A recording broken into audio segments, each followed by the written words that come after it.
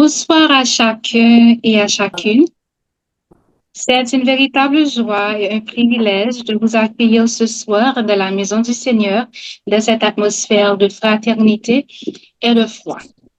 Nous ne sommes pas ici par hasard, mais guidés par la main de Dieu qui nous accorde encore une fois l'opportunité de nous rassembler pour un programme spécial consacré à l'histoire de l'adventisme.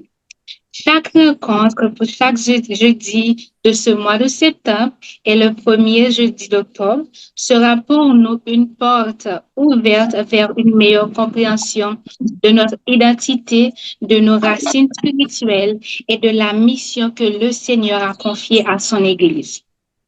Je tiens à vous dire que l'histoire n'est pas simplement un récit du passé, elle est une mémoire vivante qui éclaire notre présent et nous prépare pour l'avenir. À travers ce programme, frères et sœurs, nous allons revisiter les grandes étapes qui ont marqué le mouvement adventiste, comprendre le sacrifice et la foi de ceux qui nous ont précédés et surtout nous laisser inspirer par la fidélité de Dieu qui a conduit son peuple de génération en génération. Bien-aimés, venez avec un cœur ouvert, car Dieu veut non seulement nous instruire, mais aussi nous fortifier, nous réveiller et nous rappeler que nous faisons partie d'une grande histoire, une histoire écrite par sa main. Amen. Au nom de toute la première église anglaise de Santiago, je vous dis, soyez les bienvenus, que chacun se sente à sa place comme dans une grande famille et que la paix et la grâce de notre Seigneur Jésus reposent sur nous tous au long de ce programme. Je vous invite à ouvrir votre livre de chants, d'hymnes et louanges dans le numéro 608 pour que nous puissions chanter ensemble avec le pasteur Whitley Paul, notre chanthème Seigneur, mon âme soupire. Ensuite, nous aurons une prière, une courte prière pour débuter avec ce programme. Merci.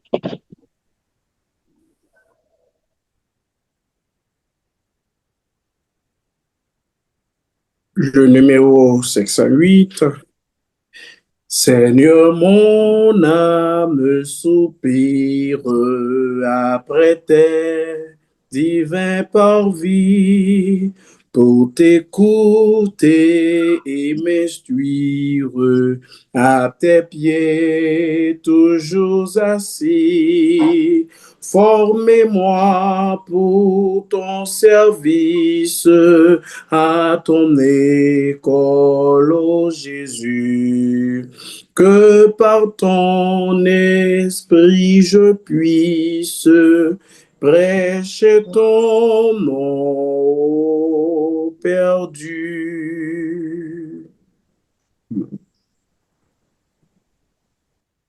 Amen. Je vous invite à fermer les yeux et couper vos fronts pour implorer l'assistance divine.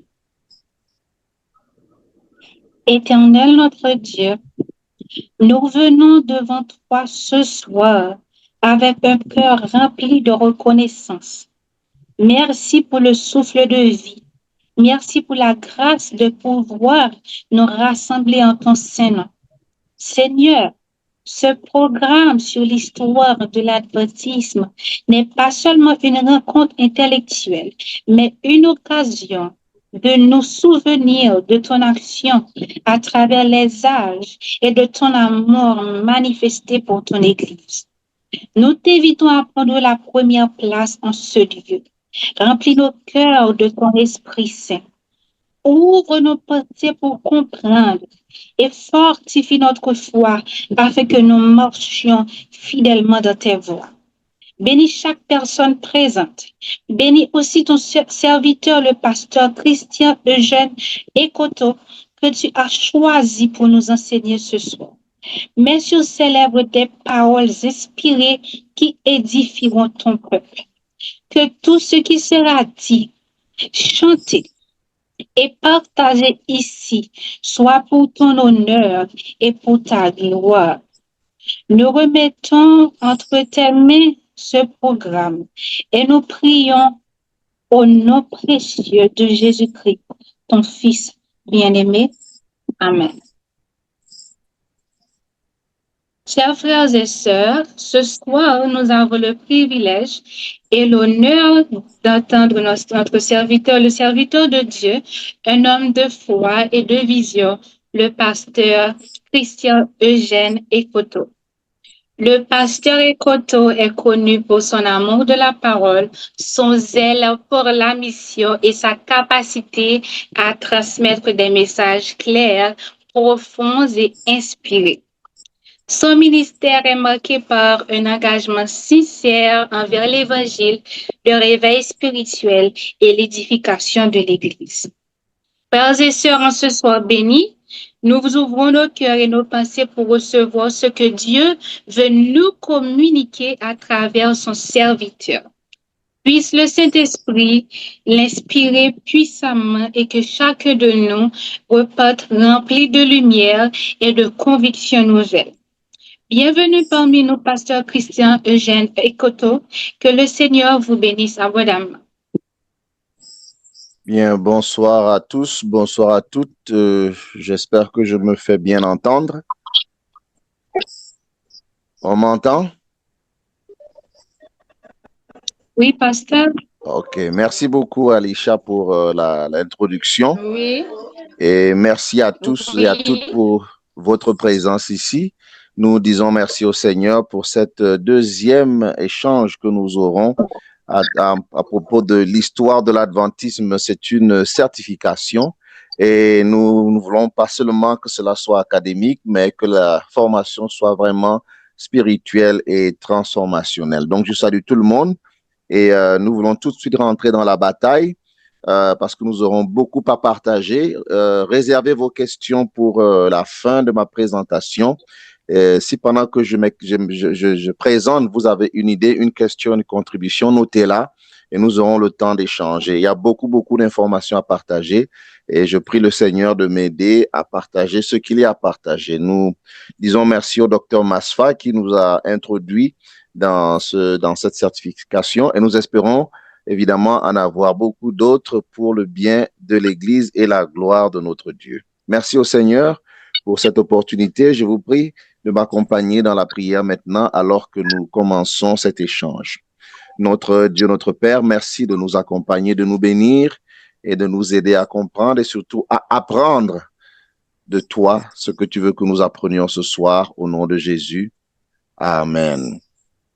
Bien, je suis, comme on vous l'a présenté, Christian Eugène Ekoto et je suis pasteur adventiste et professeur d'université et administrateur d'université. Je suis un passionné de Jésus-Christ, un passionné de l'Évangile, un passionné de l'Église et un passionné de la jeunesse.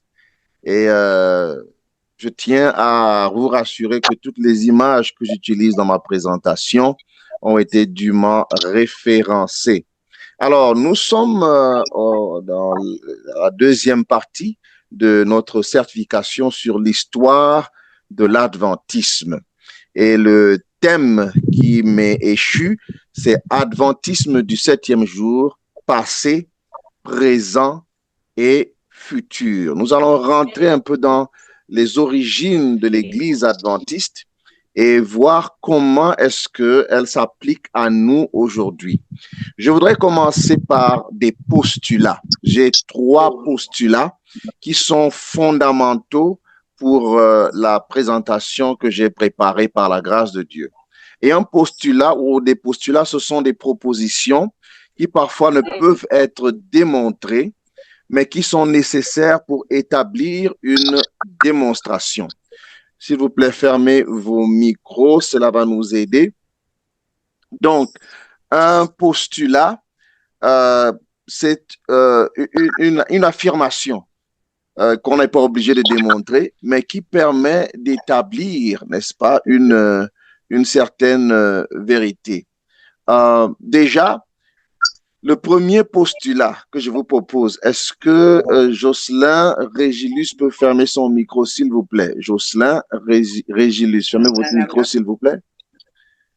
Jocelyn Régilus, votre micro est ouvert. Alors, le premier postulat que je voudrais partager est le suivant.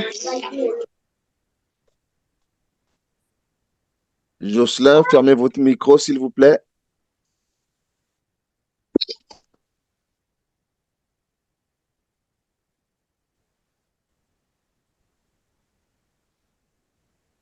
OK.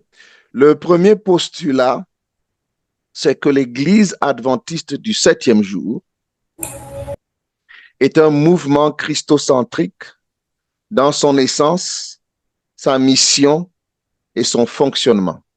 Ça, c'est la première chose. Donc, au cœur de l'adventisme, nous avons le Christ. Et le Christ est celui qui informe l'essence même du mouvement adventiste. C'est le Christ qui informe la mission de l'Église adventiste du 7e jour. Et c'est le Christ qui définit et qui informe le fonctionnement de l'Église adventiste du 7e jour. Donc, le Christ est au cœur, il est le fondement, comme on dit en Haïti, le potomitan de l'Église adventiste. Ça, c'est le premier postulat que je voudrais partager avec vous. Le deuxième postulat que je voudrais partager avec vous, c'est que l'Église adventiste du 7e jour est évidemment un mouvement christocentrique ayant un fondement prophétique avec une orientation eschatologique. Cela veut dire que l'Église adventiste n'est pas simplement fondée sur le Christ, mais elle est très fondée sur la prophétie ou les prophéties et l'eschatologie. Jocelyn Résulus, je vais peut-être vous enlever votre...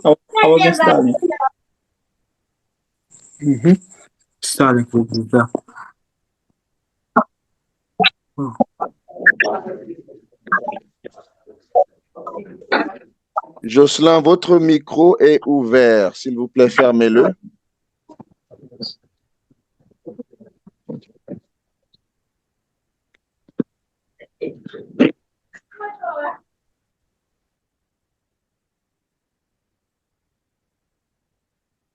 OK.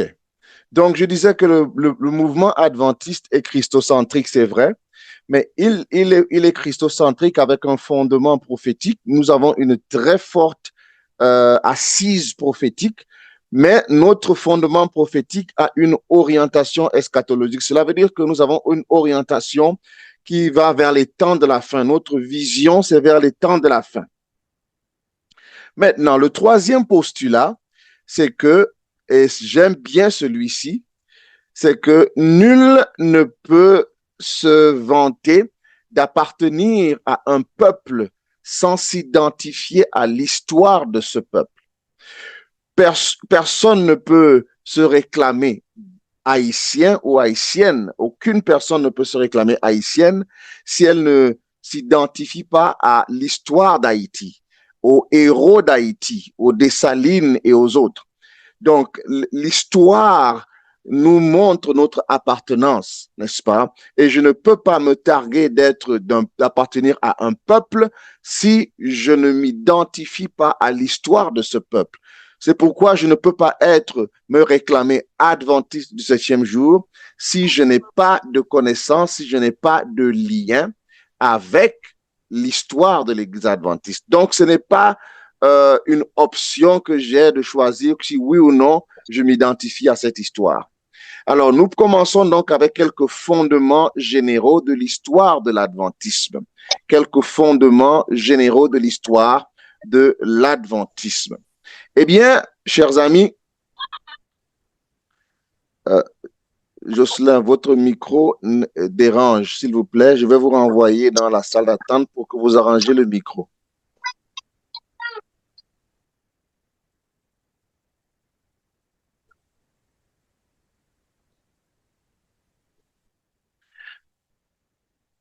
Donc, l'histoire de l'adventisme et ses fondements généraux. Quels sont ces fondements généraux? Bien. Il faut d'abord comprendre que l'histoire en général a des buts et des objectifs, surtout l'étude de l'histoire. Quand nous étudions notre histoire, nous avons des buts et des objectifs pour étudier l'histoire. On n'étudie pas l'histoire juste pour le plaisir de l'étudier ou pour le plaisir de la connaissance. Nous étudions l'histoire avec un objectif bien précis. Et quels sont donc les buts et les objectifs de l'étude de l'histoire? Nous étudions l'histoire comme une rétrospection pour la célébration. Cela veut dire que je regarde en arrière pour célébrer les acquis, pour célébrer les victoires, pour célébrer ce qui a été bien dans le passé. Mais également l'histoire, lorsque je l'étudie, c'est pour une introspection.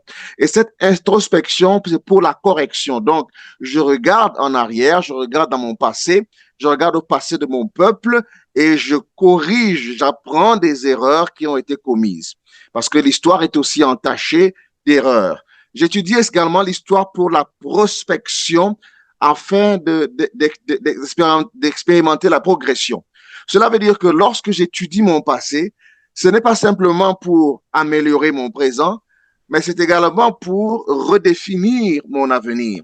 Donc, l'histoire est ce socle-là qui me permet d'avoir une certaine assise dans le passé, une certaine assise dans le présent et une certaine direction vers le futur. Donc, les historiens que nous sommes, les historiens adventistes, nous ne pouvons pas étudier notre histoire juste pour le plaisir de l'étudier, mais c'est parce que nous voulons changer, nous voulons améliorer notre présent et évidemment notre avenir. Il y a quelques contextes et quelques catégories quand on étudie l'histoire. Il y a la grande catégorie de l'histoire universelle. L'histoire universelle, c'est l'histoire où toutes les histoires s'imbriquent et se rencontrent. Et au milieu de cette histoire universelle qui est comme le grand sac qui contient tous les autres types d'histoires, nous avons donc l'histoire des civilisations. C'est une catégorie d'histoire. Vous avez les civilisations indiennes, les civilisations européennes, les civilisations africaines, différentes civilisations. Il y a donc chaque civilisation a son histoire. Il y a donc une branche d'études de l'histoire qui étudie l'histoire des civilisations. En plus de l'histoire des civilisations, vous avez aussi un sous-ensemble qui est l'histoire des religions. L'histoire des religions. L'histoire des religions, c'est par exemple l'histoire du bouddhisme, l'histoire du catholicisme, l'histoire de toutes les religions que vous pouvez imaginer et connaître. Donc, Pasteur Moab, votre micro, s'il vous plaît. Vous avez donc l'histoire des religions qui est un sous-ensemble de l'histoire universelle. Vous avez également dans les religions l'histoire du christianisme, qui est une des branches de l'histoire des religions.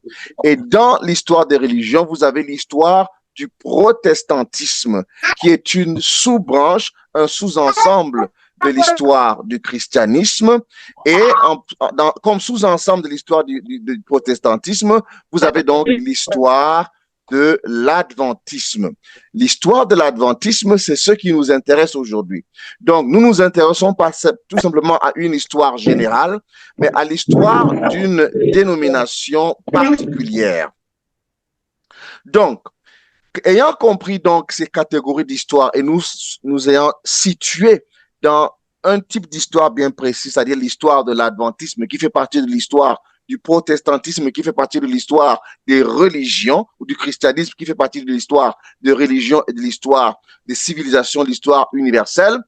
Nous voulons donc nous focaliser maintenant sur l'histoire de l'adventisme et commencer par les fondements historico-théologiques, c'est-à-dire quels sont les aspects historiques et les aspects théoriques qui ont permis la fondation, qui ont facilité la fondation du mouvement adventiste du 7e jour. Quels sont donc ces fondements que nous devons savoir? Premièrement, nous pouvons subdiviser le temps en un continuum prophétique, en plusieurs segments. Il y a ce qu'on appelle la période vétérotestamentaire. Ce sont de bien grands mots, mais la période vétérotestamentaire, c'est simplement la période de l'Ancien Testament. Vous avez la période néo-testamentaire. La période néo-testamentaire, c'est la période du Nouveau Testament. Et entre la période vétérotestamentaire et la période néo-testamentaire, vous avez ce qu'on appelle la période intertestamentaire. Cette période-là est aussi critique parce que beaucoup de chrétiens et d'adventistes ne savent pas que cette période-là a duré 400 ans. C'est la période entre le prophète Malachie et le prophète Jean-Baptiste. Entre Malachie et Jean-Baptiste, il y a 400 années qui ne sont pas comptées dans l'Ancien et le Nouveau Testament. Et de ces 400 années-là ont été très déterminantes pour ce que le Christ a vécu sur la terre. Donc, nous avons la période vétérotestamentaire, la période intertestamentaire, la période néotestamentaire et ce que j'appelle la période eschatologique, c'est-à-dire la période des temps de la fin. Et c'est dans cette période-là qu'est née l'Église adventiste, mais l'Église adventiste est tributaire de toutes ces autres périodes. Il n'y a pas d'Église adventiste sans période vétérotestamentaire, il n'y a pas d'Église adventiste sans période intertestamentaire, il n'y a pas d'Église adventiste sans période néotestamentaire. Donc, nous sommes par notre histoire liés à l'Ancien Testament, liés à l'Intertestament, liés au Nouveau Testament. Maintenant, parlons donc de notre histoire. Alors, je vais vous surprendre peut-être, parce que certainement, certains parmi vous pensaient que l'histoire adventiste commence avec les Ellen White. Mais si nous avons une compréhension de notre théologie, nous comprenons que l'histoire de l'adventisme remonte à bien plus loin, c'est-à-dire à Adam. Je ne veux pas ici pousser le bouchon jusqu'à dire que Adam était adventiste du 7e jour, mais nous pouvons le dire de certaine manière. Parce que si Adam vient dans une église adventiste aujourd'hui, il y a des éléments auxquels il va s'identifier. Par exemple, le sabbat, n'est-ce pas? Donc, l'adventisme ne commence pas avec Ellen White. L'adventisme formel commence avec les Ellen White. Mais nous, dans notre histoire, nos ancêtres vont bien au-delà. Ce sont les Adam et tous ceux qui les ont entourés. Ensuite, il y a Abraham.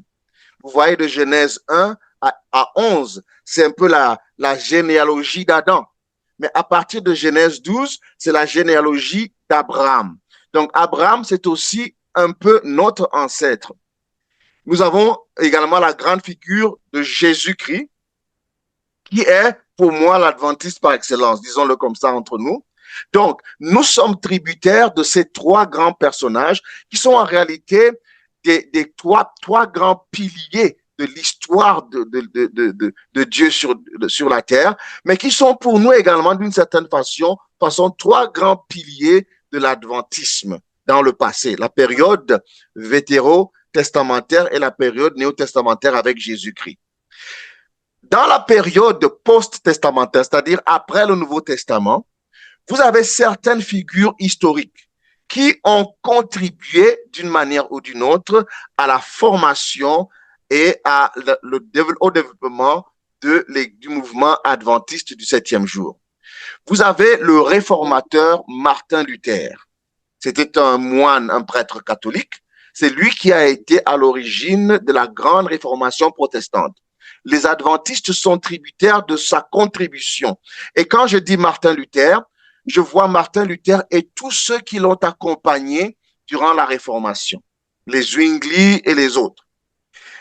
Une autre figure emblématique de l'histoire adventiste, c'est William Miller. Alors ça, pour ceux qui participent, n'est-ce pas, qui participent à la JA, vous entendrez certainement ce nom-là, William Miller, dans les classes de jeunesse adventiste. Je ne sais pas si on le fait encore. Et dans ces classes-là, on nous enseigne que William Miller est un précurseur de l'Église adventiste parce que il a reçu certains enseignements et il a été à la tête d'un mouvement de réveil et de réforme comme Martin Luther. Et de ce mouvement est né le mouvement adventiste 7e jour. Une autre figure emblématique, et quand je dis Miller et ceux qui l'ont accompagné, évidemment, c'est la figure centrale. Nous avons également Ellen White, qui est une figure centrale pour l'adventisme. C'est en réalité avec elle et ses compagnons que l'adventisme a pris naissance et s'est formé comme une dénomination religieuse chrétienne à part entière. Donc, vous avez là en un synopsis depuis Adam, Abraham, Adam, je veux dire, et ses acolytes, Abraham et ses acolytes, Jésus et ses acolytes, évidemment Martin Luther et ses acolytes. Et Martin Luther, ce n'est pas Martin Luther King, s'il vous plaît. Vous avez William Miller et ses acolytes, ainsi que Ellen White et ses acolytes. Vous avez donc cette succession d'ancêtres de l'adventisme qui ont, d'une manière ou d'une autre, à travers leur expérience, contribué au développement du mouvement adventiste. Maintenant, avec un peu plus de détails, n'est-ce pas? Essayons de voir comment ces différentes figures emblématiques ont contribué à l'héritage adventiste à travers l'histoire et la théologie. Commençons avec Adam. Nous voyons que Adam, c'est une figure qui, je vais utiliser certains mots ici, dans un contexte bien précis, dans le contexte de cette présentation, parce que ces mots-là peuvent signifier autre chose dans d'autres contextes. Donc, il faut bien les comprendre. Adam, je l'associe à l'universalisme, c'est-à-dire que Adam est arrivé comme le précurseur de l'humanité dans un monde où il y avait une espèce de vision universaliste de la création. Et l'époque d'Adam, c'est l'époque des patriarches. Et cette époque court d'Adam à Noé, c'est-à-dire de Genèse chapitre 1 à Genèse chapitre 11. Et le fait marquant de l'époque d'Adam, c'est la création. C'est la création avec, évidemment, l'idée de la chute de l'humanité. Donc, la création est un élément, et l'élément, je veux dire, le plus marquant de l'histoire d'Adam. C'est peut-être la contribution, entre guillemets, qu'Adam a eue en dehors de, en plus de tout ce qu'il a pu apporter, mais le fait il n'a pas créé, mais il est le bénéficiaire de la création, et c'est à partir de lui que l'humanité a commencé. Nous avons donc cette idée-là, nous avons parfois l'impression à l'Église que Adam, c'est un frère. Adam, c'est comme un frère parce qu'on parle de lui tout le temps. C'est un de nos ancêtres. Mais l'idée ici, c'est que en termes de théologie, Genèse chapitre, la Genèse, les patriarches, l'époque d'Adam, la grande contribution théologique que j'ai identifiée, c'est le proto-évangile. Le proto-évangile, c'est l'évangile premier, c'est-à-dire l'évangile que nous retrouvons dans le livre de Genèse, chapitre 3, où Dieu dit « Je mettrai inimitié entre toi et la femme ». Donc, c'est la grande contribution théologique. En dehors de la création, le plan de la rédemption, nous l'avons à travers l'expérience d'Adam. Donc, dans l'adventisme, nous avons la création qui est un sujet très important. Dans l'adventisme, nous avons la rédemption qui est un élément très important, un pilier. Et donc, nous tirons cela principalement, originellement, d'Adam et de son expérience. Maintenant, Abraham, c'est le deuxième grand personnage, le deuxième grand... Mettez sachet. Fermez vos micros, s'il vous plaît. Abraham, c'est le deuxième grand pilier que j'ai identifié parmi nos ancêtres. Vous comprenez? Donc, pour Abraham, je pense que je vais l'associer au judaïsme. Parce qu'avec Abraham, nous quittons de l'universalisme à une nation. Souvenez-vous dans Genèse 12, Abraham est le père de plusieurs nations, mais principalement de la nation d'Israël, qui a développé plus tard le judaïsme. Et l'époque d'Abraham, c'est l'époque des patriarches, des prophètes et des rois. Et cette époque va d'Abraham à Malachie, n'est-ce pas? Et là, nous avons la notion de nation avec Israël. Ce n'est plus simplement la création universelle, mais c'est la nation d'Israël. Nous passons de la création universelle à la création d'une nation spécifique qui avait pour figure emblématique Abraham, comme Adam était la figure emblématique de la création universelle. Donc, la contribution majeure d'Abraham, ou de l'expérience d'Abraham dans l'histoire et dans la théologie de notre Église, c'est la foi et la loi. vous verrez qu'à l'époque d'Abraham, Abraham est le père de la foi, et Jean dit que la loi est venue par Moïse. Et Moïse est associé à ce groupe-là auquel appartient Abraham, parce que c'est la nation dont il est question ici. Maintenant, nous arrivons à Jésus. Jésus, c'est le fondateur du christianisme, je peux le dire ainsi ici. Et nous avons ici, ce n'est plus les patriarches et les prophètes, mais c'est les apôtres, n'est-ce pas? C'est la période apostolique. Cette période-là, je la définis comme étant, faisant partie d'allant du Christ au père de l'Église. Alors, pour ceux qui ont du temps, vous irez étudier l'histoire des pères de l'Église. C'est cette influence-là qui a commencé avec Christ, qui est passée aux apôtres et au premier à l'Église primitive. Et pour moi, la contribution majeure de Jésus, c'est l'incarnation. Et par incarnation, j'entends Dieu qui devient homme, n'est-ce pas? Et cela a tellement d'implications pour la théologie en général, pour l'histoire en général, mais particulièrement pour l'histoire et la théologie adventiste. Et l'idée principale ici, c'est la rédemption. Parce qu'avec Jésus, c'est le plan de la rédemption qui est acté, n'est-ce pas? Il est acté et nous le voyons se mouvoir sur la terre et présenter le proto-évangile en réalité. Après donc Jésus, les apôtres et les pères de l'Église, évidemment, nous avons eu une période un peu difficile avec la montée de la papauté. Je voudrais ici parler de Luther, Martin Luther, qui a été la réponse de Dieu au catholicisme. Il est le père fondateur, je peux le dire ainsi, du protestantisme, c'est-à-dire une forme de christianisme bien particulière. Et la contribution du protestantisme, c'est la réformation. Et elle part de Luther à Wesley et tous ceux qui ont œuvré avec lui.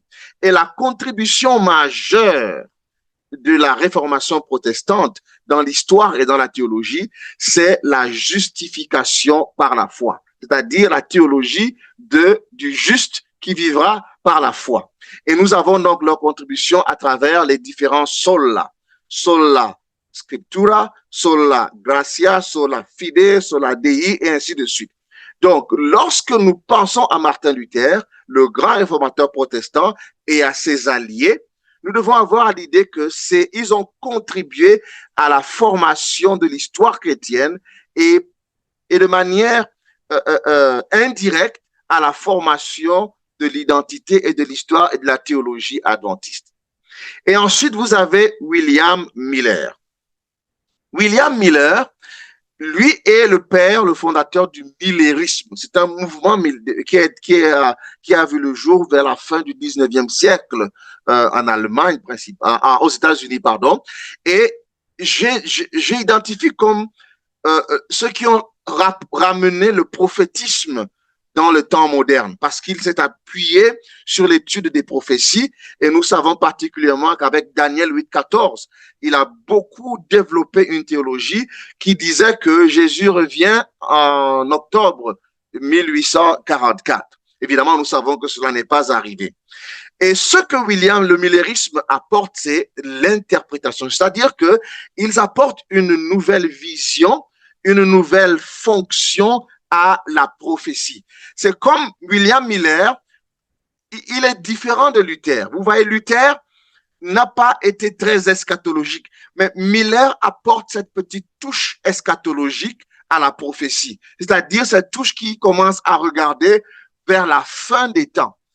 Et les premiers adventistes sont été en plein milieu, au sein même du mouvement millérite. Donc, je dis, ils apportent une certaine élévation.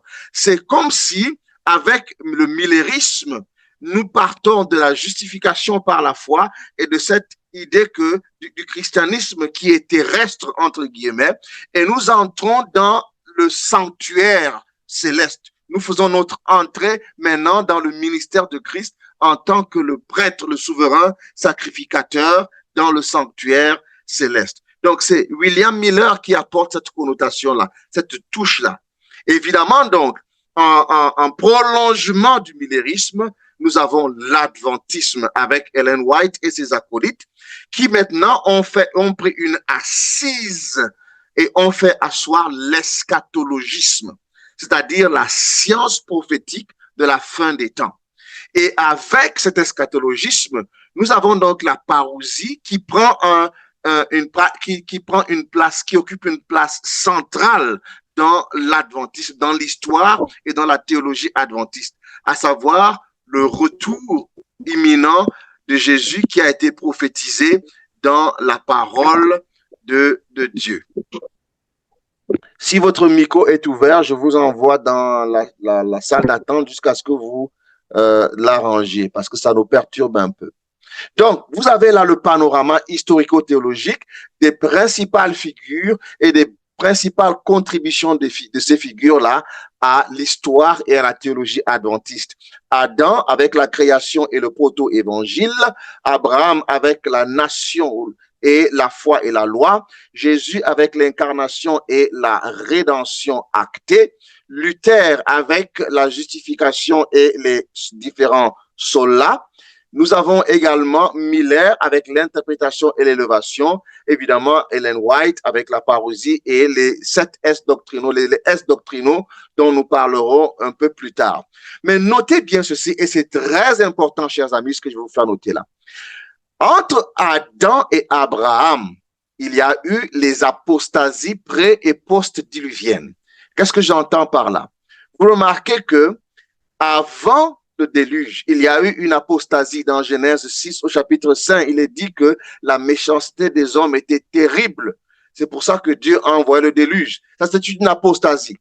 Donc, on parle de la félicité d'Éden vers la chute, vers l'apostasie pré-diluvienne avec à travers la chute de l'humanité, le péché. Maintenant, Dieu envoie le déluge. Une autre apostasie vient avec la tour de Babel dans Genèse chapitre 11. Et après donc ces deux apostasies, Dieu suscite Abraham parce que, comme Alan White dit, le mal était déjà tellement grand, Dieu avait besoin maintenant d'un représentant et d'une nation pour le représenter sur la terre. C'est ainsi qu'Abraham est la réponse à l'apostasie de Babylone, la tour de Babel, où vous vous souvenez, tout le monde voulait être au même endroit. Et Dieu dit à Abraham, toi tu viens et tu dois peupler la terre. Donc c'est la réponse de Dieu à l'apostasie de la tour de Babel.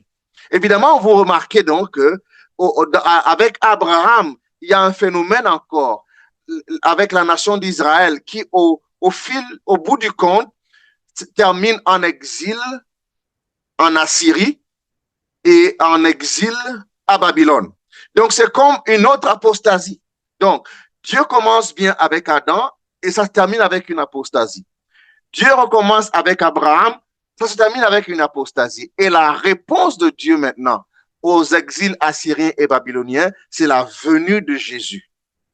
Et quand Jésus arrive, il crée le christianisme, il crée l'église chrétienne, il suscite le mouvement chrétien qui grandit, mais malheureusement, vous avez l'apostasie médiévale avec la papauté. Vous voyez le cycle, c'est-à-dire Dieu commence avec Adam, ça se termine dans l'apostasie. Il recommence avec Abraham, ça se termine dans l'apostasie. Il recommence avec Jésus, ça se termine dans l'apostasie.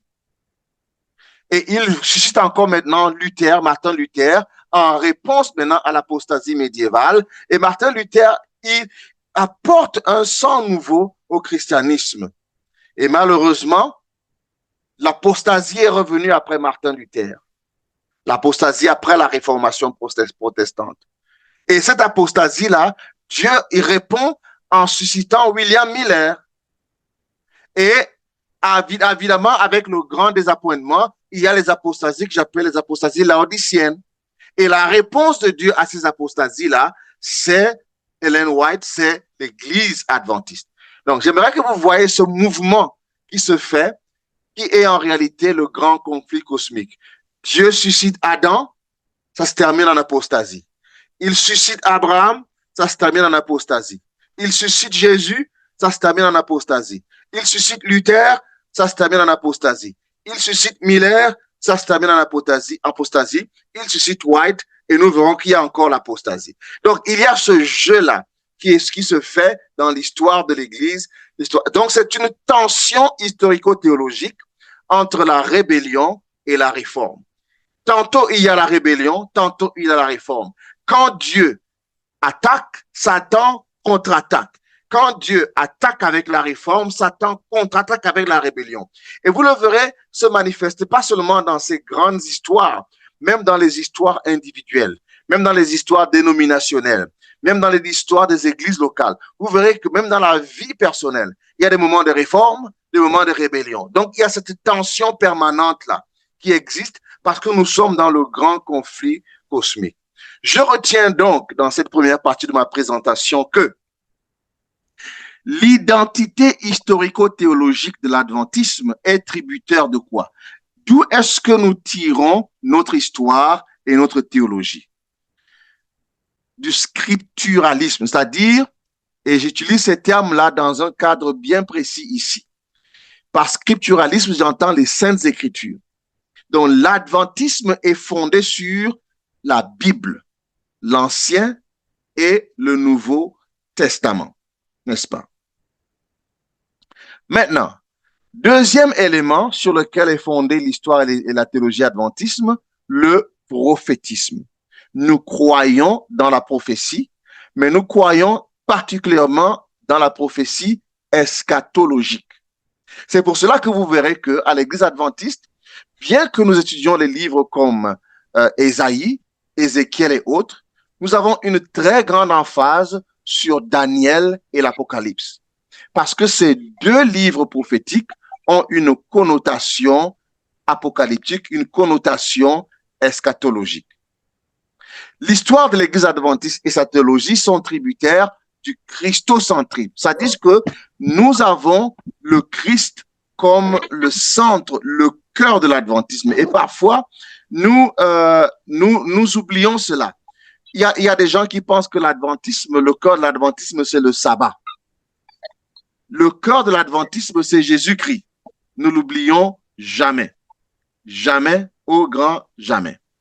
Fermez vos micros. Si vous ne le faites pas, je vous envoie dans la salle d'attente. Parce que nous avons besoin de sérénité. Et il y a un micro qui est ouvert. Laissez-moi vérifier.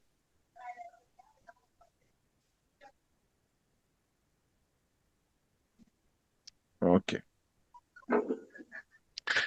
L'histoire et la théologie de l'adventisme sont également tributaires de l'antagonisme, c'est-à-dire nous sommes conscients du grand conflit qui existe entre le bien et le mal, entre le Christ et Satan. Donc, il y a un antagonisme dont nous sommes conscients dans notre histoire et dans notre théologie.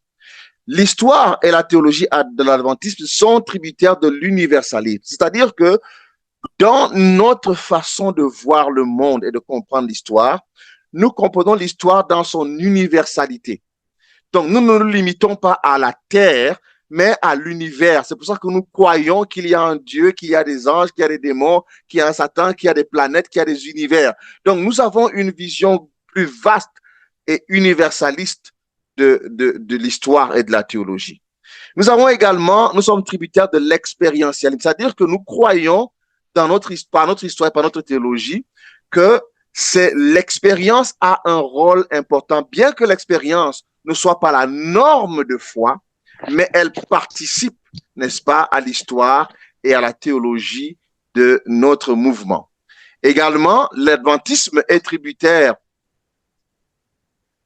du séparatisme, c'est-à-dire que nous croyons qu'il y a deux groupes de personnes, les bons et les méchants. Nous croyons qu'il y a les bons anges et les mauvais anges. Nous croyons qu'il y a les bons et les mauvais, les bons et les méchants. Nous croyons qu'il y a une séparation entre les bons et les méchants et qu'il y aura une séparation ultime lors du retour de Jésus entre les bons et les méchants. Donc, nous avons cela dans notre théologie également et dans notre histoire. Donc, notre identité historique et théologique est tributaire des Saintes Écritures, de la prophétie, du Christ, du grand conflit cosmique, de l'univers, de la compréhension universaliste, de l'expérience et du séparatisme. Également, l'identité historico-doctrinale de l'adventisme est constituée des piliers ci-dessous. Et cela, c'est le docteur Kwabena Donkor qui l'a proposé. Il y a 5 piliers, selon lui, de la doctrine adventiste. Et beaucoup d'adventistes, surtout ceux qui viennent maintenant, ne se rendent même pas, ne connaissent pas parfois ces 5 piliers. Et j'espère que nous tous qui sommes là, nous nous reconnaîtrons dans ces piliers-là. Quels sont ces 5 piliers? La seconde venue, le retour de Christ. C'est un élément central. C'est ça que Jésus revient bientôt. Nous avons ce focus-là, n'est-ce pas? Nous servons le Jésus qui n'est pas seulement venu mourir sur la croix. Nous servons le Jésus qui est au ciel, qui est le grand prêtre qui intercède, mais le Jésus qui revient bientôt. Dans la seconde venue, c'est un pilier essentiel de l'adventisme. C'est pour ça que vous verrez d'autres églises chrétiennes ne prêchent pas beaucoup la seconde venue. Récemment, elles sont en train de s'aligner, mais à une époque, c'était presque seulement les adventistes qui parlaient du retour de Jésus. Donc, c'était une marque spéciale. Nous avons également le sanctuaire. Le sanctuaire. J'espère que nous sommes tous ici, nous connaissons la doctrine du sanctuaire. Le sanctuaire, c'est aussi un élément identitaire de l'adventisme du 7e jour, dans son histoire et dans sa doctrine. Nous avons le sabbat, n'est-ce pas? Nous avons le sabbat qui est aussi un élément important. Et j'appelle ça le sépulcre ou la doctrine sur l'état des morts, qui nous est bien particulière. Donc, qu'est-ce qui se passe après la mort? Nous avons une compréhension qui est bien distincte de la compréhension du reste du monde chrétien. Et comme on a encore dit, le Saint-Esprit prophétique, c'est comme ça que je l'ai appelé, mais nous appelons cela l'esprit de prophétie. C'est-à-dire que nous croyons que l'esprit de prophétie est une marque de l'Église des derniers temps. Donc, Kwabena encore a identifié ces 5 S comme étant les doctrines fondamentales qui identifient les adventistes du 7e jour. J'en ai ajouté quelques-unes, comme la Sainte Bible, que nous partageons avec d'autres dénominations chrétiennes, mais pour laquelle nous avons une perspective bien particulière, particulièrement eschatologique. Nous avons également la santé, notre message sur la santé, qui est une marque déposée de l'Église adventiste. Et nous avons une certaine compréhension du spiritualisme comme un élément essentiel dans notre histoire et dans notre théologie. Comment est-ce que Satan va imiter l'Esprit de Dieu à la fin des temps? Et nous avons évidemment le séparatisme qui nous distingue. Donc, nous avons ces différents S-là qui font l'identité historique et doctrinale de l'Église adventiste. L'autre section de ma présentation, c'est le développement organisationnel. Ce que nous venons de voir dans la première partie, c'est le développement théologique, historique et un peu théologique et doctrinal. Donc, vous savez que le développement d'une Église n'est pas que théologique et doctrinal. Nous ne sommes pas que théologie et doctrine. Nous avons également eu l'Église adventiste, le mouvement adventiste a connu un développement institutionnel, organisationnel exponentiel. Maintenant, je vais résumer, je ne peux pas tout dire ici, n'est-ce pas? Il y a des références que vous pouvez parcourir à votre loisir. Il y a les années 1830 à 1850. J'appelle cela l'adventisme continental. C'est l'époque où l'adventisme était limité aux États-Unis d'Amérique, dans le continent américain. Cette période-là, c'est la période de la consolidation spirituelle. C'est-à-dire que c'est la période du réveil avec William Miller. C'est la période où il y a le grand désappointement. C'est la période où nous avons, en plus du grand désappointement, le détachement spécifique des adventistes qui ont recommencé à étudier la parole et qui ont compris que ce n'est pas la date qui était l'erreur, mais c'était l'événement. Au lieu que en octobre 1844, que Jésus revienne, ce qui se passait, c'est que Jésus rentrait plutôt dans le lieu, dans le lieu très saint. Donc, c'est la compréhension que l'Église a eue à ce moment-là. Donc, c'était une espèce de consolidation spirituelle. Je vous en prie, fermez vos micros, sinon je vous envoie dans la salle d'attente.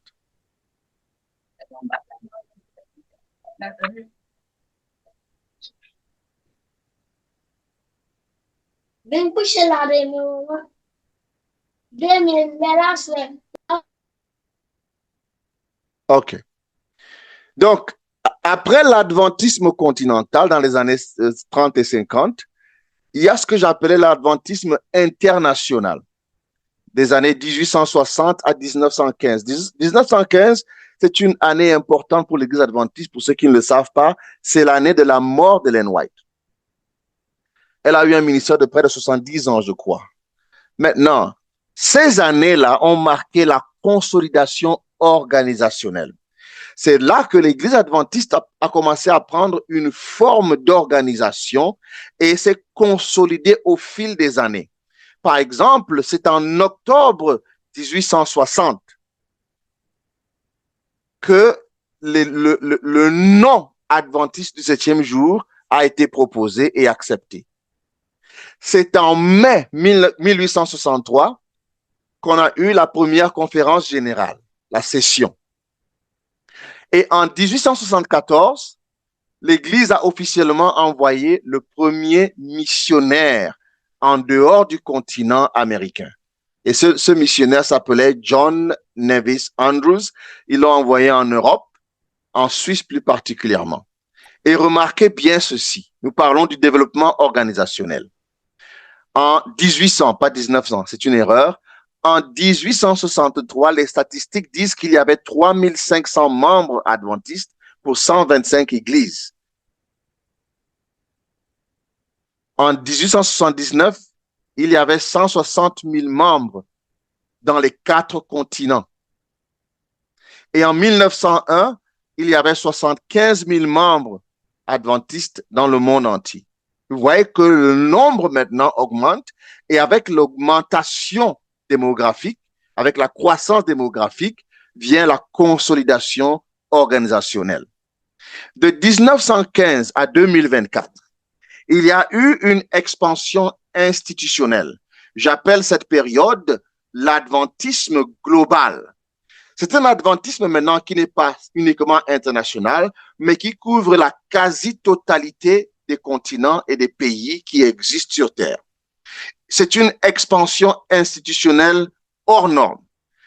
En 2024, le 21 décembre, la conférence générale disait, dans ses statistiques, que l'adventisme aujourd'hui est présent dans 212 pays, qu'il compte plus de 23 millions de membres, qu'il a 13 divisions, 132 unions, 10 381 centres éducatifs, écoles primaires, universités, écoles secondaires, centres de formation, 2220 centres de santé, plus de 22 000 pasteurs, 24 industries alimentaires et 21 centres de médias. Voyez le développement. Ça, c'est entre autres. Je vous passe le nombre d'employés, n'est-ce pas? Donc, vous voyez une expansion du continent américain vers le monde. Et cela est dû au fait que, à la racine de l'adventisme, il y a le message des 3 anges. Il y a cet appel à dire allez dans le monde entier et faites de toutes les nations des disciples. Donc, c'est cela qui a poussé l'adventisme, à expérimenter cette grande croissance. Et lors de la dernière session de la conférence générale, on nous a fait comprendre que depuis 1965, nous avons reçu 47 millions de membres dans notre Église. Mais de ces 47 millions, 20 millions ont quitté l'Église. Donc, il y a une perte de 43,17% et des études sont en train d'être menées pour savoir comment diminuer cela. Donc, ça veut dire que sur 10 personnes qui rentrent dans l'église, 4 en sortent.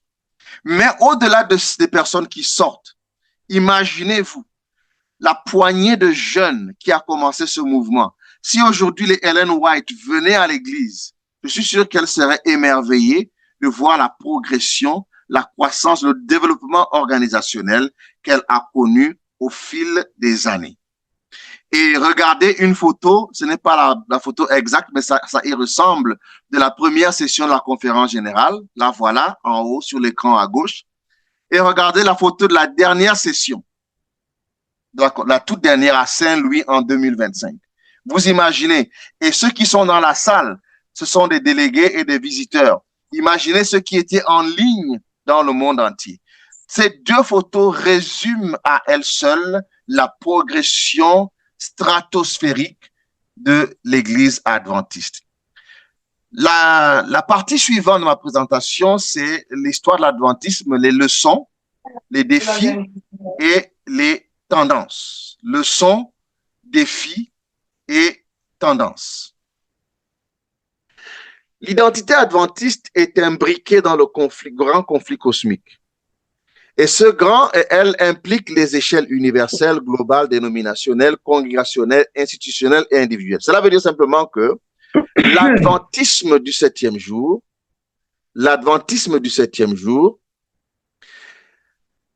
ne peut pas être détaché du grand conflit cosmique entre le bien et le mal, entre Christ et Satan.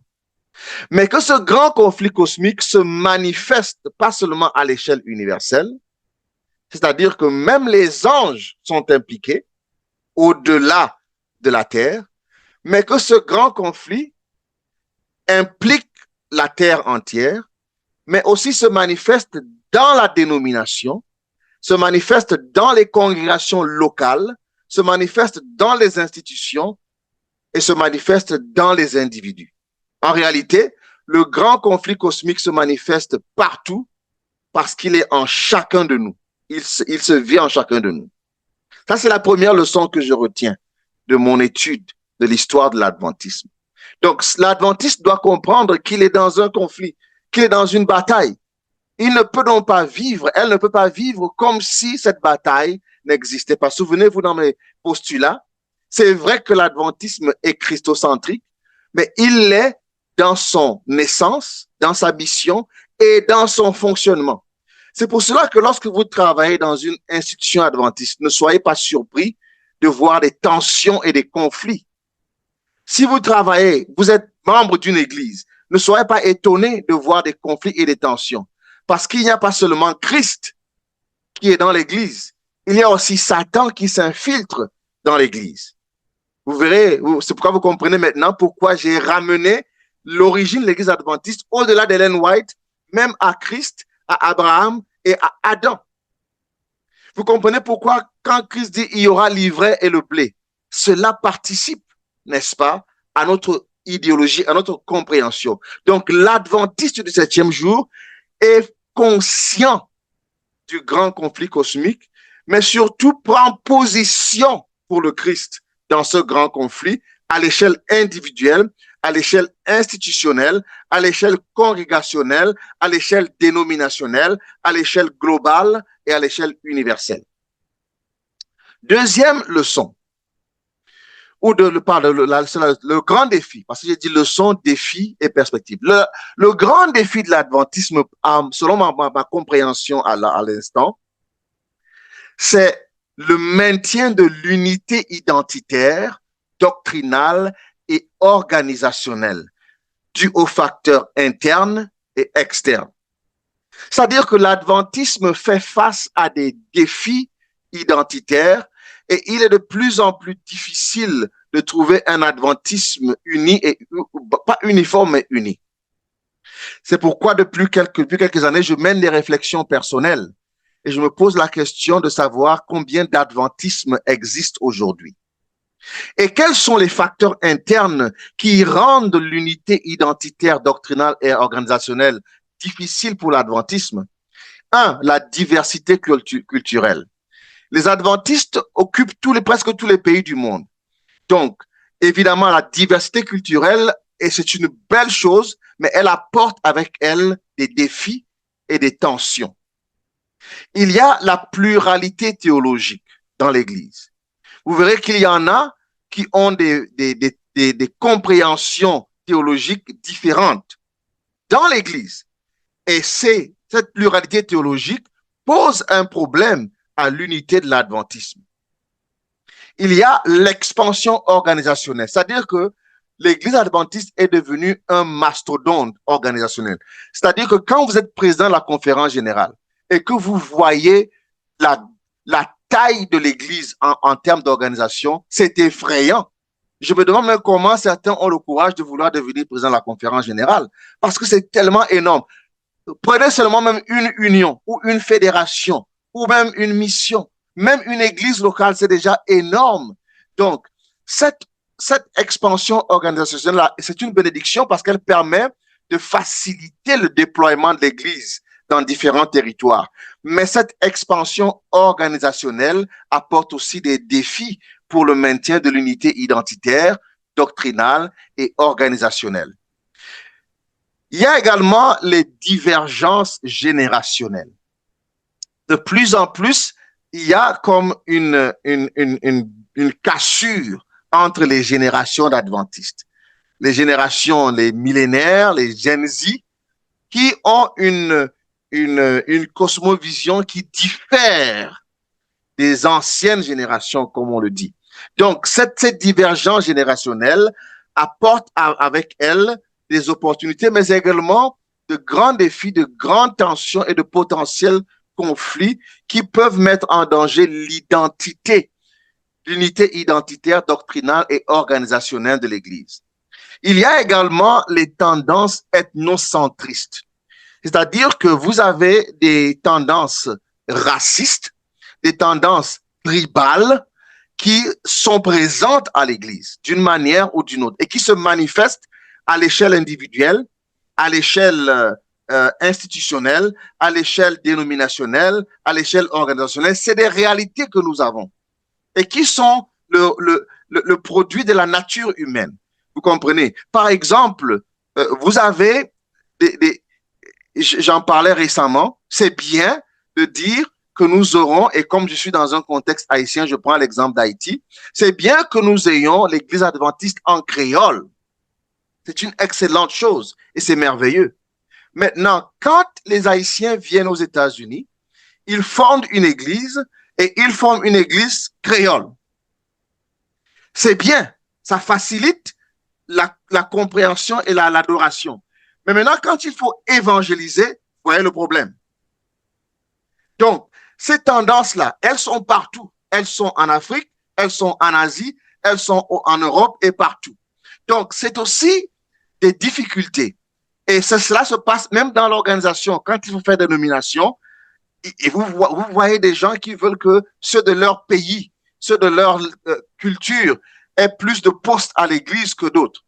Donc, il y a cette tendance ethnocentriste-là qui est une menace interne à l'unité identitaire, doctrinale et organisationnelle de l'Église adventiste. Ce grand défi-là aussi a des facteurs externes. Premièrement, le spiritisme. Nous sommes, et nos enfants avec, sont de plus en plus exposés aux influences sataniques et démoniaques, particulièrement à travers les médias, l'Internet, les réseaux sociaux. Donc, les adventistes d'aujourd'hui, certains qui ne comprennent pas le grand conflit entre le bien et le mal, ne maîtrisent pas bien comment le spiritisme fonctionne. Et une autre fois, peut-être, je vous parlerai du spiritisme. Je dirais simplement ceci. Il y a deux formes de spiritisme. Il y a le spiritisme séculier et le spiritisme religieux. Le spiritisme séculier, c'est ce qui se passe à l'extérieur de l'Église. C'est les devins, les sorciers, les ougans, les vaudous, comme nous les appelons, qui font leur spiritisme à eux, sans l'attacher à l'Église. L'autre spiritisme, c'est lorsque ces pratiques-là rentrent dans l'Église et deviennent des normes dans l'Église. C'est le spiritisme religieux. Donc, c'est une menace à l'unité identitaire, doctrinale et organisationnelle de l'adventisme. Il y a le sécularisme. Le sécularisme, c'est lorsque, vous voyez, la religion est reléguée à l'arrière-plan et l'humanisme prend les devants. Et vous voyez cela en Europe et en Amérique du Nord particulièrement. Les sociétés sont très sécularistes.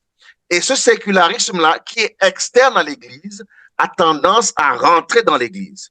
Il y a évidemment l'ethnocentrisme, et nous vivons cela aux États-Unis maintenant, avec les divergences raciales, qui est une menace.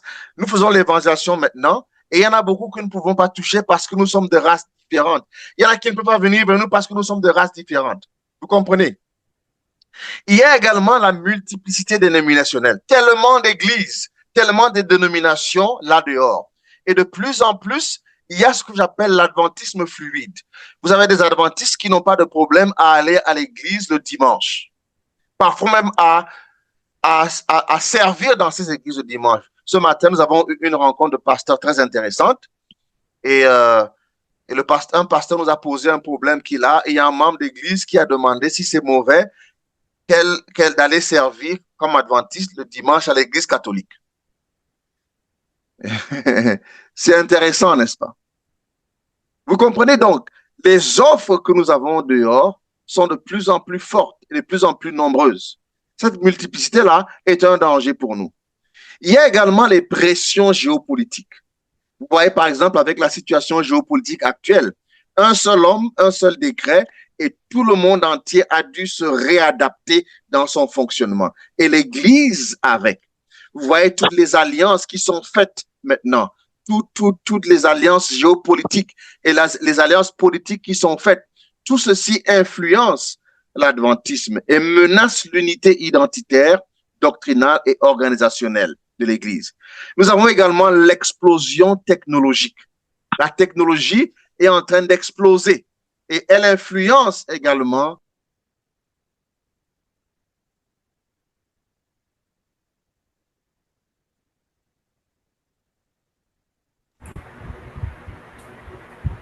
Votre micro est fermé, docteur.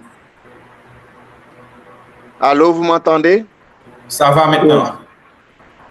Ok, je demandais au pasteur Wedlin qu'est-ce que je fais. Il est 10h10. Je continue, je m'arrête parce qu'il y a encore beaucoup de pâtés codés devant. Vous pouvez continuer, pasteur. Ok. Bien. Il y a un élément que j'ai omis ici, c'est le post-christianisme. C'est un grand défi. Le post-christianisme, c'est l'idée selon laquelle le christianisme est mort, il est du passé. Où les gens ne croient plus au christianisme, ne croient plus à la Bible, ne croient plus à Jésus-Christ. Donc, c'est une mentalité qui existe également aujourd'hui. Donc, ce sont des défis externes auxquels nous faisons face aujourd'hui. Mais je voudrais dire ceci. Pour nous, les adventistes, ces défis-là ne sont pas des menaces. Ce sont des opportunités. Il suffit de les approcher avec la perspective du Saint-Esprit.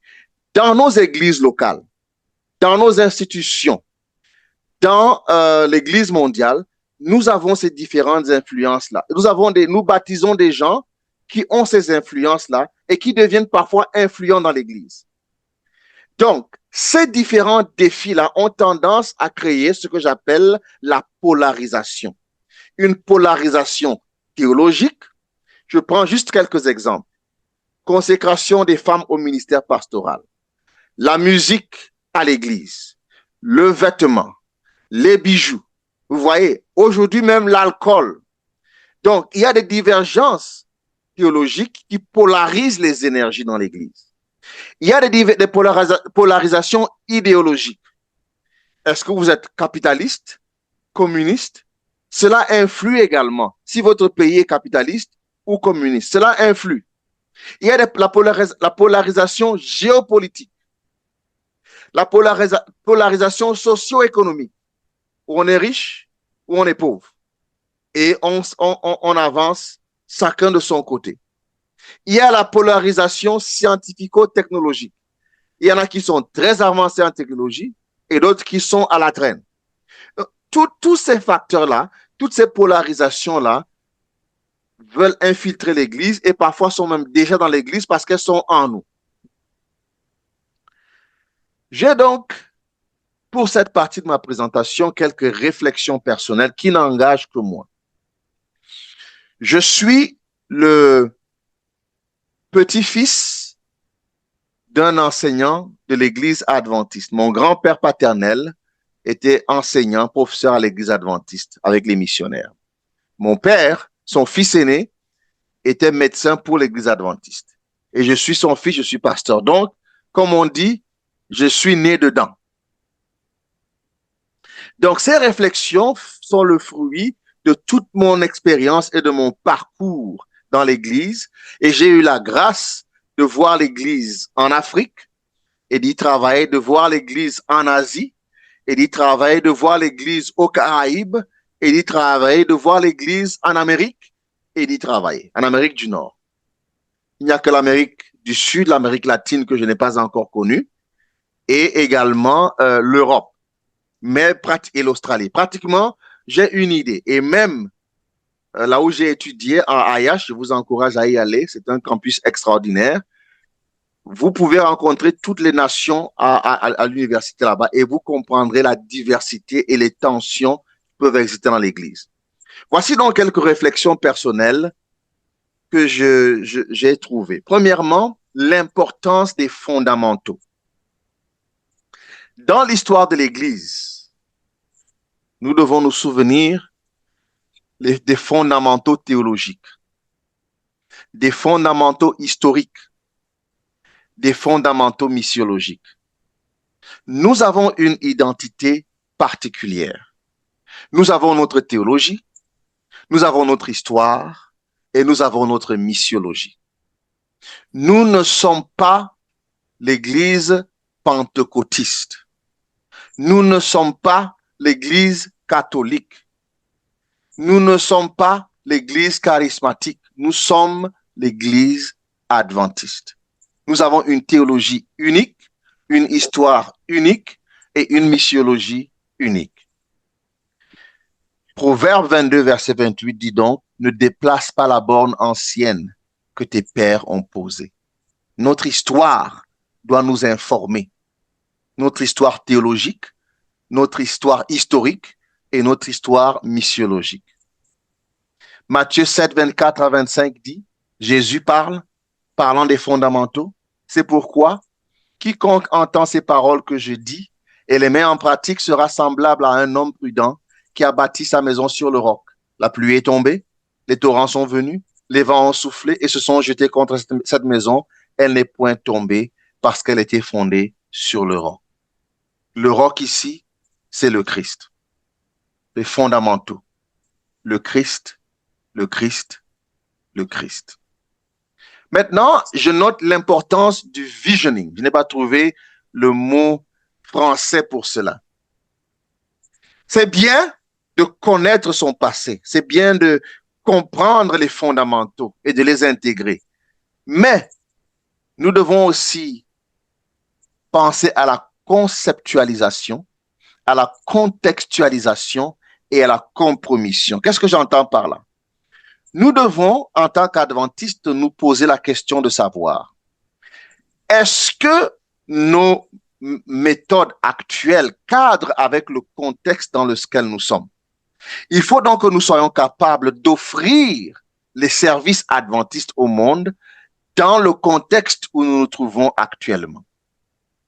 Et la compromission ici, ce n'est pas une compromission pour le mal, mais c'est une compromission pour le bien. Est-ce qu'il y a de bonnes choses que nous faisons, mais qui ne sont pas pertinentes aujourd'hui? À quoi cela sert de continuer de faire une bonne chose si elle ne marche pas? Et cette idée de conceptualisation, de contextualisation, de compromission est biblique. Je prends juste un exemple. Actes chapitre 6. L'Église est en train de grandir, comme l'Église adventiste. L'Église devient de plus en plus populaire et il y a une croissance démographique exponentielle. Et la croissance démographique pose problème avec la nourriture. Et l'Église s'est donc arrêtée. L'Église s'est arrêtée et a réfléchi en prière avec le Saint-Esprit et a conceptualisé le poste de diacre et a contextualisé ce poste-là et à faire une compromission avec le poste de diacre. Donc, vous voyez que l'Église n'est pas statique, l'Église progresse. Donc, les fondamentaux, c'est bien, mais ces fondamentaux-là doivent être contextualisés. Et quand je dis contextualisés, c'est dans tous les sens du terme. Non seulement à l'époque globale dans laquelle nous sommes, mais également même dans le pays dans lequel nous fonctionnons. Vous ne pouvez pas faire l'adventisme en Haïti comme vous le faites en France. Ce n'est pas normal parce que les réalités sont différentes. Je ne peux pas faire l'adventisme à Carrefour comme je le fais à Hinche. Ce n'est pas normal parce que les contextes ne sont pas les mêmes. Les principes sont les mêmes. Mais nous devons être créatifs et conceptualiser, contextualiser cet adventisme-là dans notre sphère. Si vous me voulez de moi, écoutez donc ce que Ellen White dit, que chaque ouvrier de la vigne du maître étudie, planifie et conçoive des méthodes pour atteindre les gens là où ils se trouvent. Elle dit également, nous devons profiter de tous les moyens possibles pour apporter la lumière au peuple. Et voici la phrase qui me réconforte. Elle dit, certaines de ces méthodes utilisées dans ce travail seront différentes des méthodes utilisées dans le passé. Donc, chers jeunes, bien que nous ne devions pas déplacer les bornes passées, les fondamentaux, nous devons être capables d'innover l'adventisme et de l'adapter au contexte actuel. Mais souvenons-nous, pensez aux fondamentaux, pensez au visioning, que la routine peut tuer la vision et l'innovation peut la détruire. Ce que je propose donc, c'est une innovation évangélique calibrée par le Saint-Esprit. On n'innove pas pour innover, on innove par le Saint-Esprit. Troisième élément, l'importance des transversaux. Par transversaux, j'entends la coopération, la collaboration et la co-adaptation. Ecclésiaste 4 dit, deux valent mieux qu'un. Psaume 133 dit qu'il est agréable, qu'il est doux pour des frères de demeurer ensemble. C'est là que l'Éternel envoie la bénédiction. L'observation que j'ai faite, et elle va dans l'Église locale, dans les institutions, dans l'organisation mondiale, dans les différents pays, c'est que les adventistes ne savent pas toujours bien coopérer, ils ne savent pas toujours bien collaborer, ils ne savent pas s'adapter les uns aux autres. Or, cette coopération, cette collaboration, cette co-adaptation était un élément essentiel, sinon l'élément essentiel pour les disciples avant la Pentecôte. Vous comprenez? Le problème des disciples dans les évangiles, c'est qu'ils ne pouvaient pas travailler ensemble. Ils n'arrivaient pas à travailler ensemble à cause des divergences théologiques, divergences doctrinales, divergences ethniques et divergences sociales. Donc, tant que nous n'avons pas à l'esprit la coopération et la collaboration, nous aurons un adventisme bancal, un adventisme faible. L'adventisme se développe dans la collaboration avec les transversaux. Donc, par exemple, le modèle des petits groupes. Vous pouvez faire des modes présentiels. Organisons-nous en petits groupes virtuels, comme ce que nous faisons là maintenant, ou en mode hybride, n'est-ce pas? Donc, nous devons nous mettre ensemble. Le problème, c'est qu'il y a trop d'individualité. Et une équipe faite d'individualité, aussi forte soit-elle, est vouée à l'échec. Ce n'est qu'une équipe de personnes qui travaillent ensemble, qui peuvent faire avancer l'Église. Si vous avez à cœur de faire avancer l'Église, vous devez enlever de votre système l'égocentrisme et la compétition. Parce que c'est cet esprit-là qui animait les disciples. Vous avez des pasteurs qui ne peuvent pas travailler ensemble. Et cela commence parfois à la faculté de théologie. Vous avez des membres, des diacres, des diaconesses qui ne peuvent pas, parfois qui ne veulent même pas travailler ensemble. Vous comprenez? L'Église ne peut pas avancer comme ça. Donc, ces transversaux-là sont importants. Et ces petits groupes, vous pouvez les faire sous le thème, différents thèmes. La Bible, la santé, la famille, la technologie, la mission. Évidemment, les thèmes sont nombreux, mais il faut se mettre ensemble. Au vu et au su de tout ce que je viens de partager, je voudrais donc conclure avec la dernière section de ma présentation, le droit de réponse. Nous avons compris d'où vient l'Église adventiste. En fait, elle vient du ciel, à mon avis. Depuis les temps éternels, Dieu avait prévu son Église. Et nous l'avons vu dans l'Apocalypse, l'Église du reste. Mais cette Église du reste-là fait face au grand conflit cosmique, à la réalité du grand conflit cosmique. Ce grand conflit cosmique qui a des facteurs externes et des facteurs internes.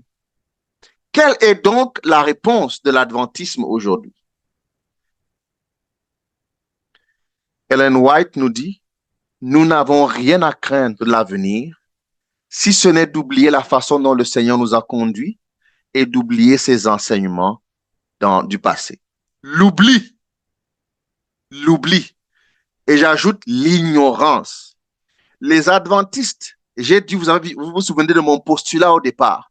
Nous ne pouvons pas nous vanter de faire partie d'un peuple si nous ne connaissons pas l'histoire de ce peuple, si nous ne nous identifions pas à l'histoire de ce peuple, ou pas qu'à haïtien ou pas connaître Dessalines, ou pas identifier avec Dessalines. Vous comprenez ça me dire? Donc, je ne peux pas être adventiste, je ne connais pas Ellen White, je ne connais pas Joseph P., je ne connais pas James White, je ne connais pas la conférence générale, je ne connais ni Abraham, ni Isaac, ni Jacques. Je ne connais pas ces gens-là, nos ancêtres. Parce que ces choses-là, la Bible dit, leur sont arrivées et ont été écrites pour nous servir à nous qui sommes arrivés à la fin des temps. L'oubli et l'ignorance. Parfois même le refus d'apprendre.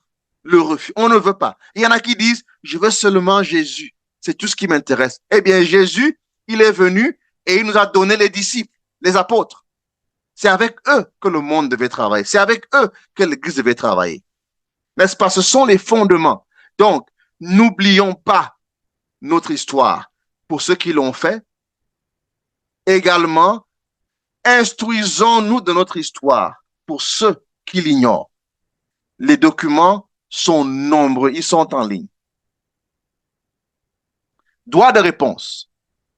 Je prends le cas de Daniel. Daniel est à Babylone, en plein grand conflit cosmique. Quelle est sa réponse? Daniel 1,8, la Bible dit que Daniel résolut en son cœur de ne pas se souiller avec les mets du roi. L'excellence spirituelle, c'est notre réponse au grand conflit cosmique. Je ne peux pas me réclamer adventiste et être médiocre sur le plan spirituel. Des adventistes qui ne prient pas, qui prient peu. Des adventistes qui passent le temps à se plaindre, mais qui oublient que leurs ancêtres, comme Daniel, ont fait face aux mêmes problèmes et ont écrit une histoire différente. Comme Daniel, l'excellence spirituelle. S'il y a une personne dans ma communauté, s'il y a une personne dans mon quartier vers qui tout le monde doit se tourner quand il s'agit d'affaires spirituelles, ça doit être moi, l'adventiste du 7e jour. Daniel 1,15. Ils avaient meilleur visage et plus d'embonpoint. Excellence physique, la santé physique.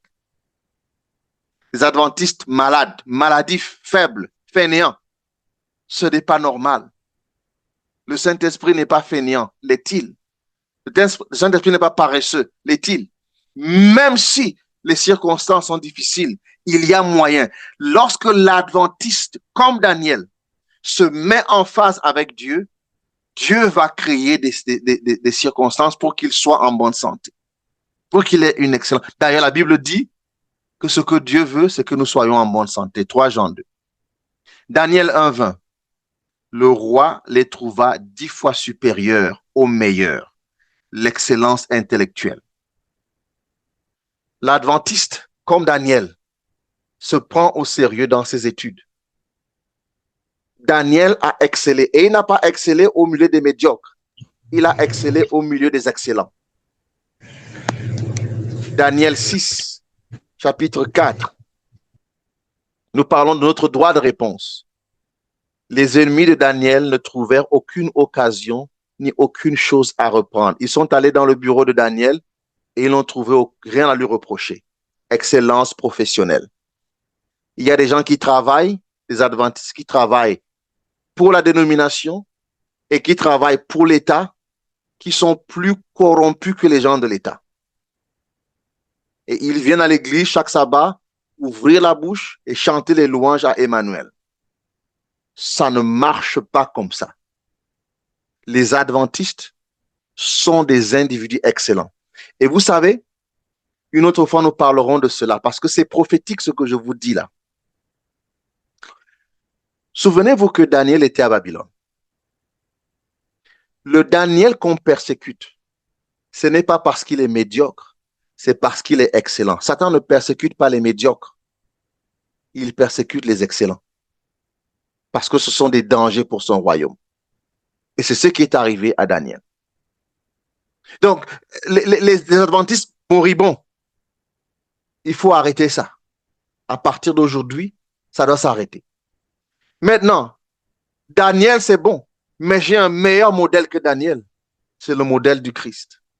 Il est né à Bethléem. Il fut abrité en Égypte. Il fut élevé à Nazareth. Il servit à Capernaum. De Capernaum, et il fut crucifié à Jérusalem. Mais j'ai noté qu'il fut élevé à Nazareth. Et Nazareth, c'était un endroit vraiment pourri. De telle manière qu'on demandait quoi de bon peut sortir de Nazareth. En d'autres termes, Jésus a grandi dans une zone comme village de Dieu, pour ceux qui sont en Haïti. C'était le quartier de Jésus. Les gens disaient rien de bon ne peut sortir de Nazareth. Mais le meilleur est sorti de Nazareth.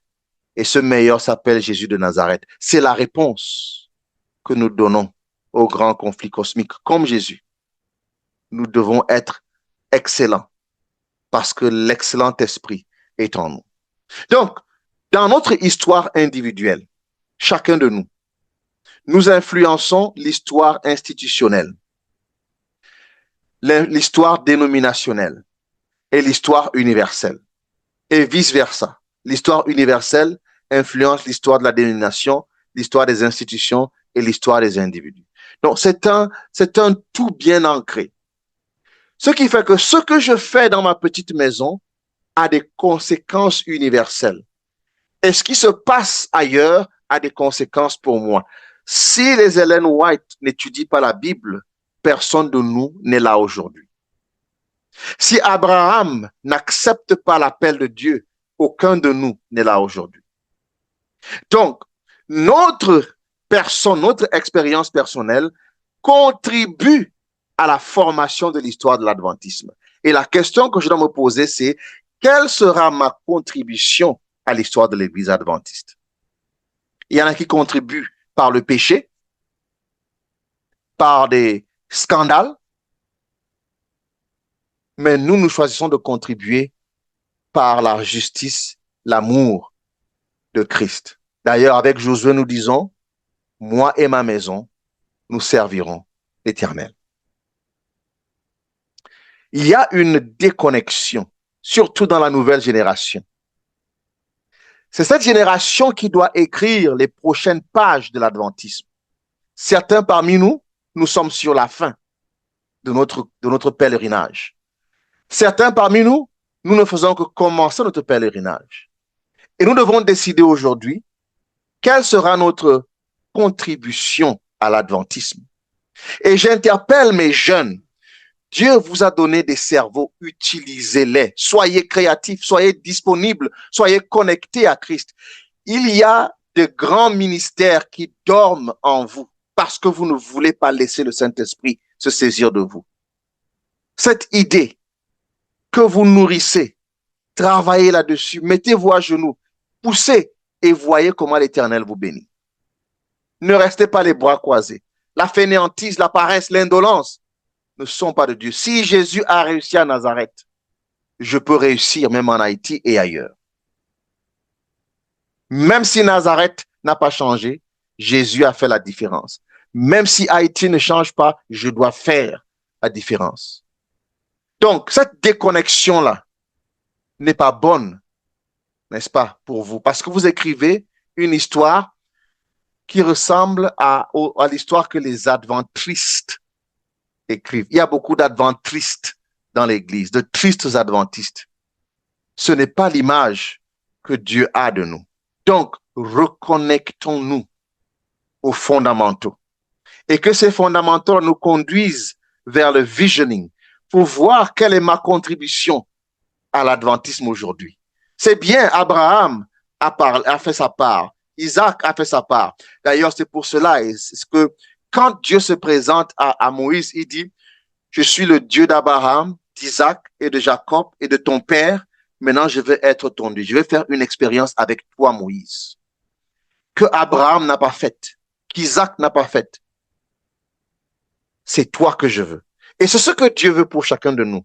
Mais lorsque donc nous nous reconnectons aux fondamentaux, Dieu va nous montrer son plan pour chacun de nous. Je connais les projets que j'ai formés sur vous, projets de paix et non de malheur. Moïse peut s'asseoir et dire, moi, j'ai délivré Israël d'Égypte, évidemment, entre guillemets, parce que c'est Dieu qui l'a fait, et je les ai amenés jusqu'au bord de la terre promise. Josué va vous dire, moi, j'ai traversé le Jourdain, je les ai amenés dans la terre promise. Noé va dire, moi, j'ai construit l'arche.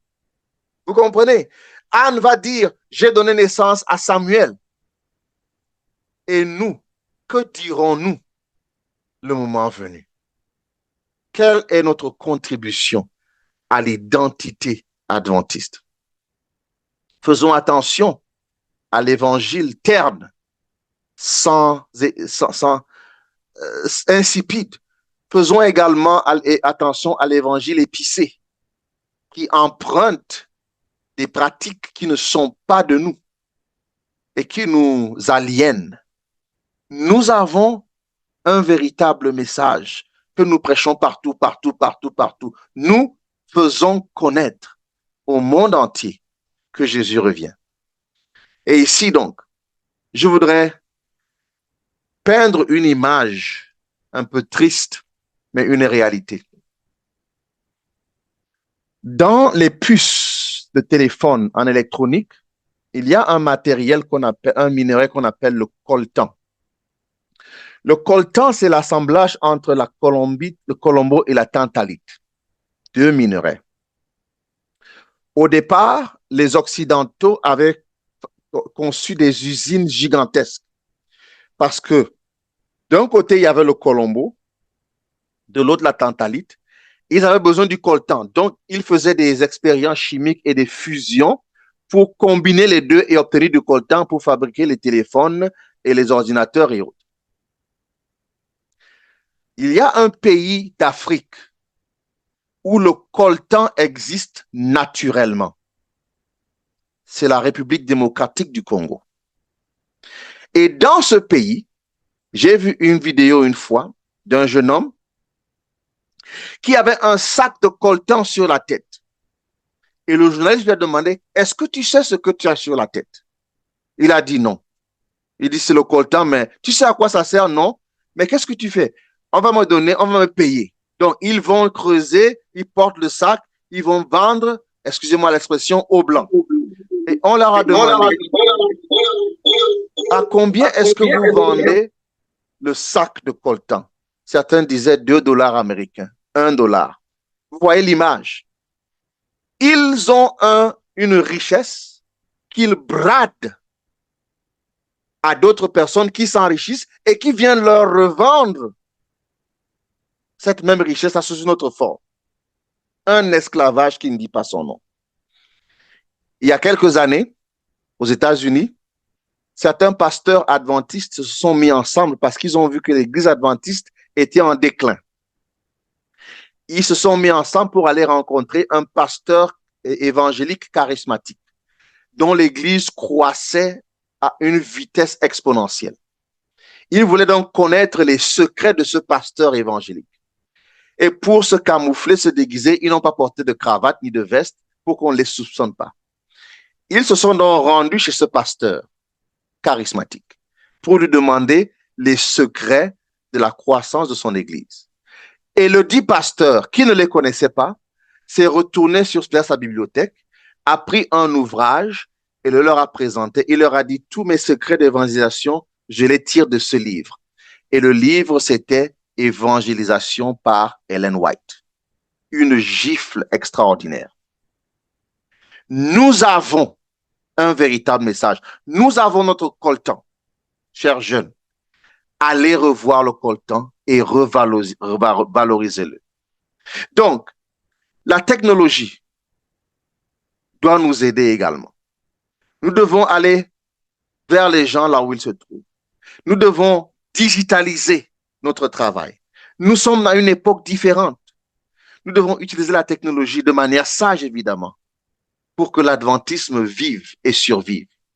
Nous souvenons que Dieu a fait une promesse à la jeunesse.